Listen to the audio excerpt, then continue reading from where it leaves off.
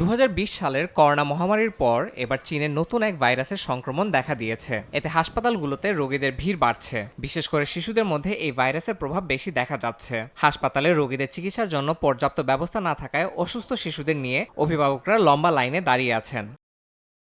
চীনের পর মালয়েশিয়াতেও এই ভাইরাসের সংক্রমণ দেখা দিয়েছে। দেশটির স্বাস্থ্য মন্ত্রণালয় থেকে সচেতনতা অবলম্বনের পরামর্শ দেওয়া হয়েছে বলে জানিয়েছে সংবাদ মাধ্যম দ্য ইকোনমিক টাইমস। প্রতিরোধমূলক ব্যবস্থার অনুশীলন হিসেবে জনসাধারণকে মাস্ক পরতে এবং বারবার সাবান দিয়ে হাত ধোয়ার পরামর্শও দেওয়া হয়েছে। এই ভাইরাসটিকে হিউম্যান মেটানিউমো ভাইরাস বা HMPV নামে চিহ্নিত করা হয়েছে। এই ভাইরাসের কারণে সাধারণত ঠান্ডা জ্বরের মতো উপসর্গ দেখা দেয়। শীতের মৌসুমে ভাইরাসটি বেশি সক্রিয় হয়ে ওঠে। বর্তমানে চীনের বিভিন্ন প্রদেশে এর দ্রুত বিস্তার নিয়ে উদ্বেগ বাড়ছে।